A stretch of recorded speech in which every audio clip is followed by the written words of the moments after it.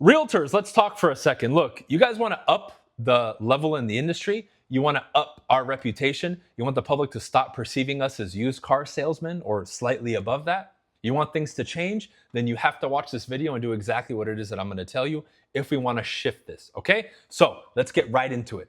Number one is this: you have to hold yourself to a higher standard than the rest of the industry. Meaning, number one, treat your business like a business. If a camera followed you 24/7, would the public be proud of what you do, or would they say, that's why we don't like realtors? Look at this guy in his flip flops and robe at home at 11 a.m., BSing and not doing anything and dancing on TikTok. Exactly.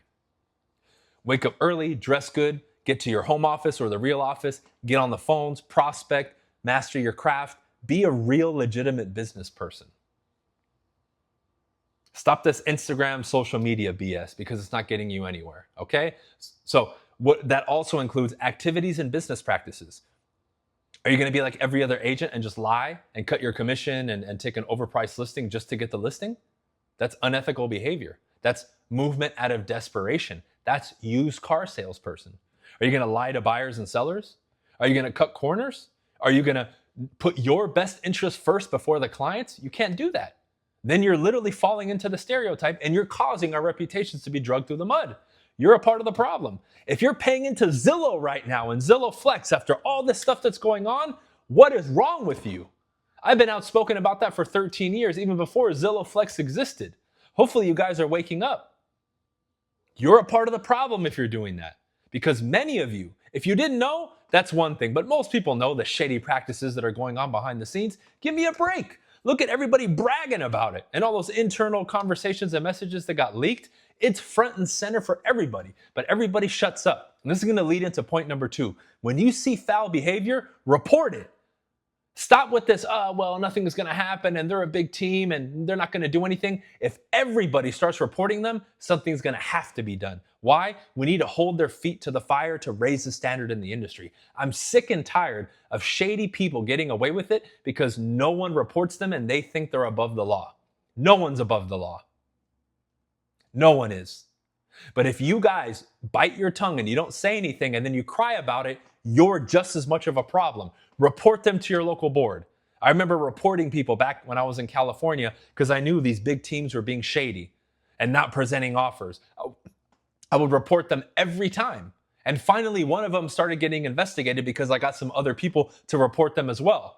And it raised enough red flags for them to at least take a look at it. And since then, I heard that the activity of that team diminished tremendously in regards to their shadiness. Good. But it took us applying pressure. You got to apply pressure. What is wrong with reporting?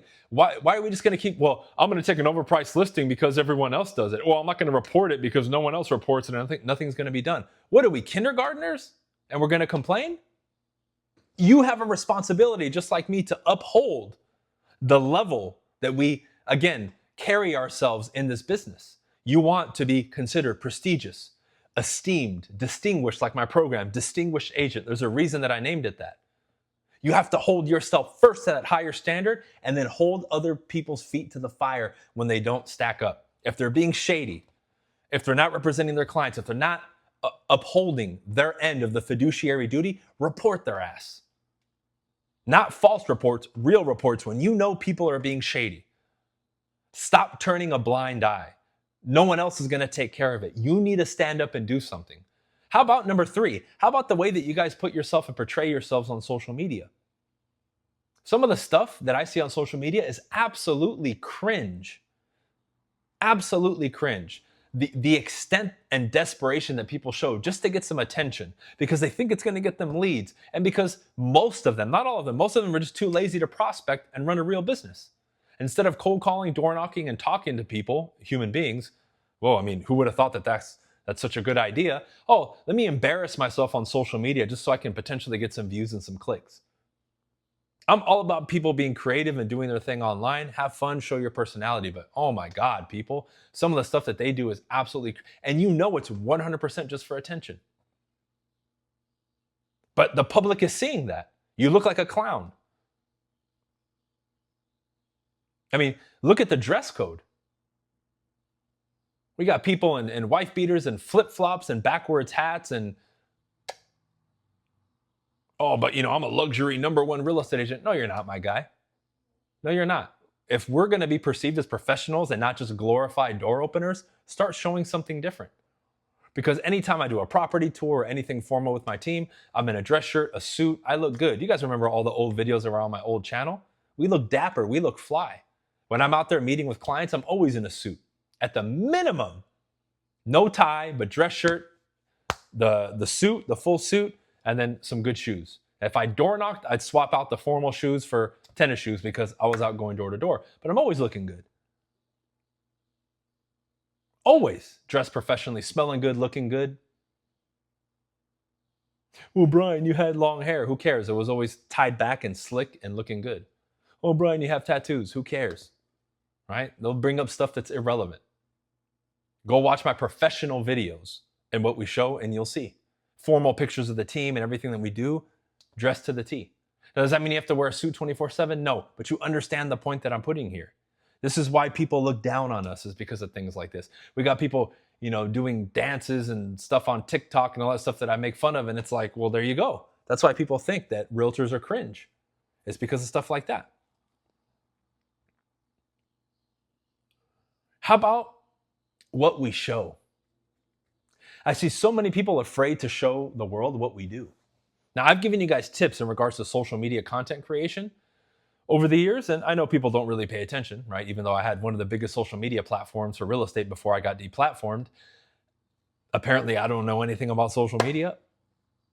That's how I blew up. I showed people the day to day. I remember getting messages, oh my God, I had no idea realtors worked as hard as you do.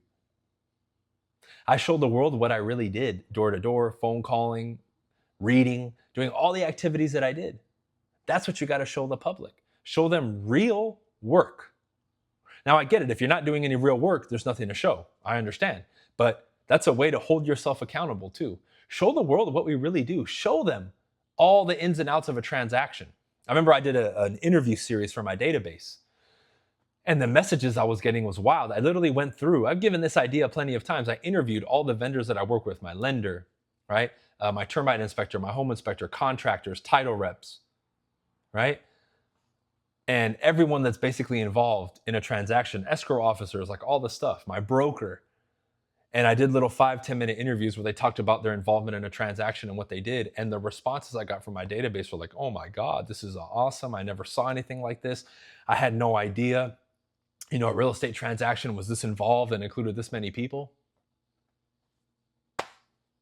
I showed people what we really do. My status in their eyes, way up. This is why to this day, my database still feeds me and my team.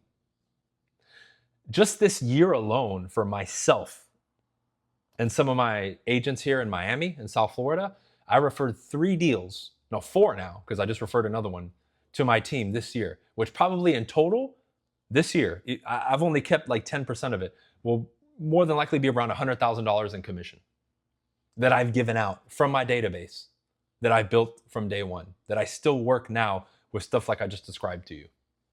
That's a real business. Those people know me, like me, and respect me and my brand, and they'll work with my team members even though they've never heard of some of them or talked to them ever before. They just knew me, but they trusted me so much. I said, you're going to be working with my local rep, Brett or Tanner or John or whoever it is. Absolutely. No objections, full commission, done. But those people don't view me as a clown realtor or the average used car salesman. They hold me in a high esteem, but I carry myself and my team and my brand and everything I do to that level. Do you? Well, you need to start doing it to first be the example and not be a hypocrite. But number 2, we need to start holding these other agents accountable to raise that bar. If we don't raise the bar individually, we can't expect anyone else to do it. So make sure that you're being a good, positive representation for the industry, not the opposite. Okay, now I could go on and on. Now, I'm doing a couple of workshops and webinars. Check out the top pinned comment and the links in the description. I have a ton of free stuff to give away. Set up a consultation with me if you're interested in coaching and training. I have free giveaways there, scripts, the sales quiz, like all kinds of stuff for you guys to grab to get on the email list. And it's a free gift for you. My website also has listed all the old courses, lectures, coaching. You can browse at your leisure and check it out. All the webinar links will be there. I'm doing 2 webinars and then a workshop here in December. So make sure you check them out, sign up. The 2 webinars are free, and then the workshop will be a paid workshop exclusively focusing on expireds, where we have one day of theory and learning, and then the other day we're actually going to follow up and call and live prospect some expired. So that one's going to be juicy. People really love the follow-up workshop where I did that. I had about 50 people on it. It was super, super fun. But keep a lookout for that. All the links will be in the description. Step your game up, and the industry as a whole will be elevated. All right, peace.